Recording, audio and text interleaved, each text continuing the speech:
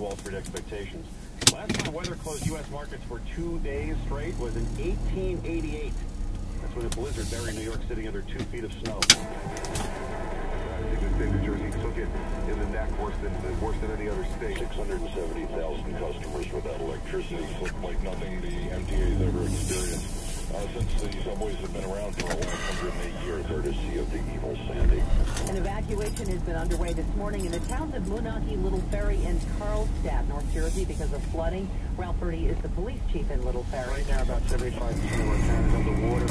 We're in full swing with evacuations. We're doing boat evacuations. We have water as deep as 6 to 8 feet in sections. Margert, chief of staff for the Bergen County executive, says Moonachie has lost its fire department, police department, and its municipal building. There are no reports of injuries at this time. Well, there's 4 million customers in the tri-state are without power. 712,000 are Con Ed customers in New York City and Westchester. 250,000 of them are in Lower Manhattan. 85% of JCP&L customers in New Jersey are out. PSE&G has 1 million customers out. On Long Island, 81% of LIPA customers are without power. That's 946,000 customers. Connecticut Light and Power has nearly 500,000 customers out, with United illuminating about 144,000. Orange and Rockland with 200,000 customers out. NYSEG reporting 57,000 outages in Orange, and Westchester. And the bad news with all those numbers hasn't come down at all. We came on the air early this morning. They're going to stick there for a while. It's going to take some time. WCBS News Time 9:33. At least 14 people have been killed in the storm in the tri-state area. Pretty much more, most of them falling. The deaths were in New York. Trees killed adults in Greenberg, Pearl River, Roslyn, Lloyd Harbor, and Queens.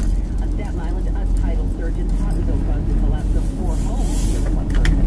In New Jersey, falling trees killed a man and woman in Mendham Township and a man in Hawthorne. While in Connecticut, a tree fell into power lines, electrocuting a man in Mansfield.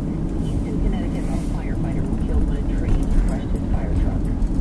River flooding was the concern in Cranford, New Jersey, but it was falling trees that turned out to be the problem. WCBS's Jim Smith caught up with the family who narrowly avoided tragedy.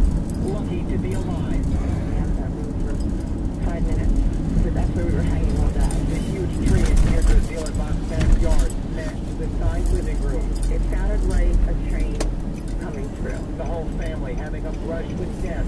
Daughter Kira coming here and thinking he was safer than Hoboken. I literally feel somewhere or something. I in my face, because it's hungry. The huge tree also smashing their car down on the street. Deirdre said, seeing the damage now in the light of day, they realized it wasn't so small.